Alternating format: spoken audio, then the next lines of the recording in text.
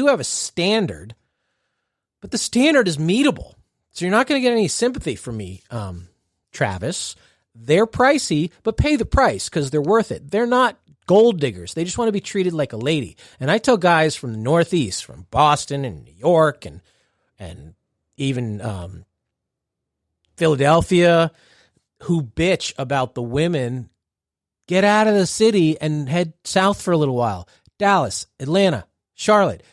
Is Dallas a great dating city? It isn't. It's got women that are at 10, and it's got guys that are at 2. So do the math on that. That averages out to a 6, and a 6 is not great, but it's not terrible. It's average. So Dallas is not making this list anytime soon. Dive back in the pool, Travis. It's fine. The next response we got was sent by so many people that I don't even want to single someone out. We got these before the list came out, and we got them by the dozen after it came out. And that is Los Angeles. And yes, I have lived. People are shocked that Los Angeles wasn't on the list. And yes, I have lived in Los Angeles most of the last 15 years.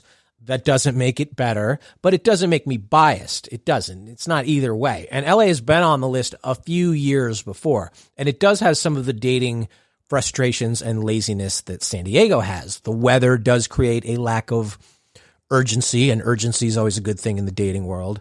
And people in LA are too stupid about things like traffic and schedules and appearance and all that other nonsense. But let me tell you what LA does have, which is always going to be good for dating culture. LA is a city of dreams. It is. It's filled with dreamers and wonder and hope. And LA is where the fairy tale happens. And LA is where the magic is made. It is full of delusional people. And delusional people are fantastic for a dating pool. They are. They are optimistic. They wonder what's next. They believe something or someone is out there. They don't get their dreams dashed easily. It's like that song from La La Land, Someone in the Crowd. That's the way people think, and that's the way people behave, and I think that's a good thing. They don't get their dreams blown up. There's a spunky spirit to dating in Los Angeles, and there's sort of a competitive energy to it. People want to come out on top in Los Angeles, and that's a good thing, and that's what keeps LA not great, but not the worst. And 3,000 people move there every single day, hopeful. Okay? So if you influx any community, any dating pool with 3,000 hopeful people until they get their dreams shattered 3 years down the road, 3,000 hopeful people diving into a dating pool at the same time, that's really good. So just wait for the next shipment, Los Angelinos. It's going to be okay. You are not on the list. The next one came from Jack, and Jack is apparently a good listener because he said, the worst place for dating is Plenty of Fish. As I've said many, many times, you're right. Very perceptive. We dealt sort of with tangible metropolitan areas on this, but yes, Plenty of Fish. If you're on Plenty of Fish, you might as well be on Craigslist. So get off of Plenty of Fish. That is the worst place, but that's sort of a virtual place, a metaphorical place. Get off of there. Okay. A next submission was from Kevin. Kevin said, Brian, you said on an earlier podcast that Columbus, Ohio was the worst city in America. I think you meant generally, but how does that not trickle down to the dating situation? That's a good catch, Kevin. Did I say that on a podcast? I think I did say that on a podcast. That's why you heard it. I'm recording this episode as I speak now about 150 miles from Columbus, Ohio. And you know what? Those 150 miles make all the difference. Cleveland is great. Cincinnati is great. And Columbus people think that they are better than Clevelanders or Cincinnatians. And you know what? They aren't. They have a weird superiority complex that is based on, I don't know, nothing. I don't know what it's based on. Columbus is the home of Ohio State University. So you can do your own little social experiment. Go to any Buckeye bar, because there's a Buckeye football bar in just about every big city in America. You go on any fall Saturday, and those people are the worst. The worst. And Columbus is such a dreary place with no sense of anything that I have been there so little. My sister went to grad school at Ohio State. I've been there, but I've been there recently so little. We've only done one show there that I don't really know how it is for dating. I simply mentally crossed it off. Do not visit. It's on my like mental yellow tape, do not cross line, do not visit. So I imagine it sucks, but I can't confirm it. Maybe those people are very happy hanging out with each other. You know, who knows? Maybe there's some kind of Buckeye love world going on that I don't know about. I'm sorry. I just can't speak to it. I don't know it. I don't want to find out about it. You're on your own, Columbus. And they didn't make the list mostly because of my own indifference to really want to get in the muck and find out about it. I imagine it sucks, but I could be wrong. Another submission we received was Oklahoma City, and we have received this a few times. We got it a few times this year, and we get it through the year that people want to submit it before we even do the list. And my honest answer to that is we haven't been there on the tour. I don't know, but I can't imagine it sucks. I can't. I'm sorry. I just cannot. I'm sure there are things to do and people to do it with there. I'm sure the women are lovely and the men are handsome, but maybe that's like my cowboy movie mentality. But OKC is a growing city. You talk about people moving there. It is. OKC is going in the right way. The way sort of their competitors, St. Louis and Kansas City, are not. It is growing. People moving there. You know, and I find it hard to believe it sucks, but I've heard it from so many people over the last few years. We're going to have to dive in and do a show there and really spend some time there and find out, because it comes up year after year. We had our listener Jeff on the show a few months ago. Remember, he was the guy who went overseas to find a Ukrainian bride because he was so fed up with Oklahoma City. And but he was also fed up with Atlanta, and the women in Atlanta are awesome. So I don't know what his issue was. So I find it hard to believe that Oklahoma City is not at least pretty good, but the research is pending. It's inconclusive. You have an incomplete grade, OKC, but I will check it out this year. I promise. And speaking of checking out, there's another point that I so wanted to add to the mix, because a couple of people sent some messages and some replies in that were sort of related to this.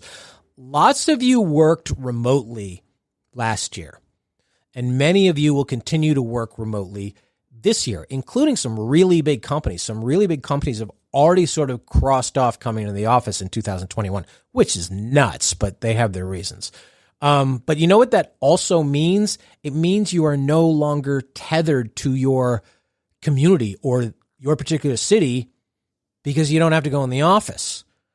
So what you can do is you can get out in the world, or you can at least get out somewhere else in the country. You can pack your laptop up and go.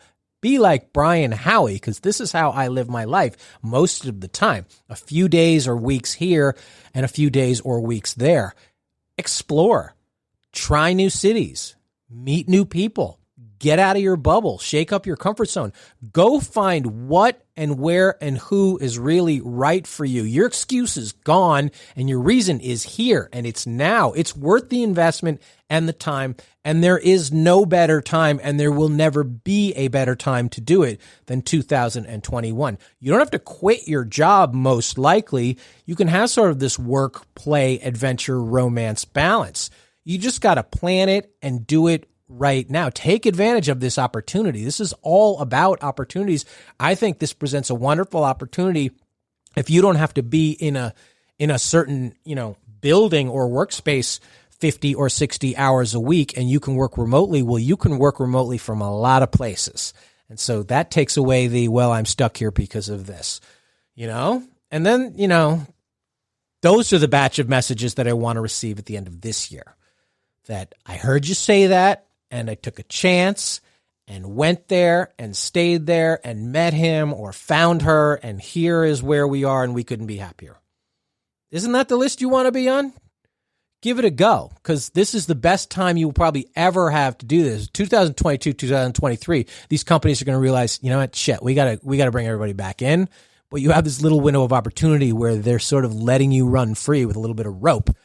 Run with that rope. Go find something that's out there. One more that we got several times. People just wrote in some variation on Alaska, Question mark.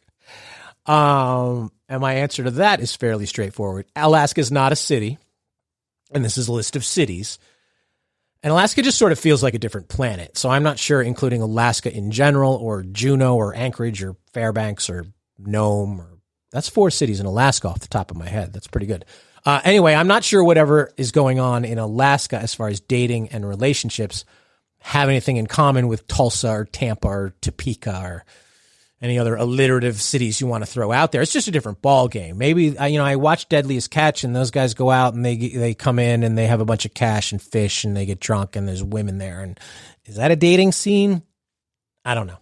It's just a different thing there. So should I research it? I probably should. Might it happen this year? I might. But a lot of things might. It's 2021. We made it, and anything is possible. So I want to say thank you for all the feedback we got on that list. It was really a fun bunch of feedback. People really liked it. People were glad we did it. People thought we were just sort of going to cross off our traditions and routines around here. No, we're not. Of course we're not, because the ship rolls on. So we love your bitching and complaining. It does warm our hearts during these cold winter months. And you know what warms our hearts even more?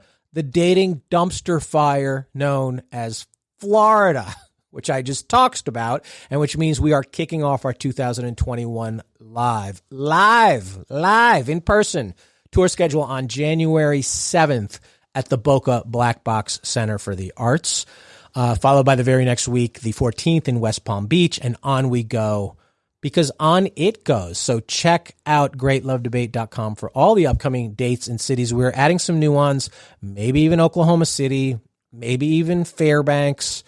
Sometimes you see Fairbanks is like 62 when everywhere else in the country was like 40. So I don't know if Fairbanks is the warm one. I could be wrong. I'm going to have to research my Alaska.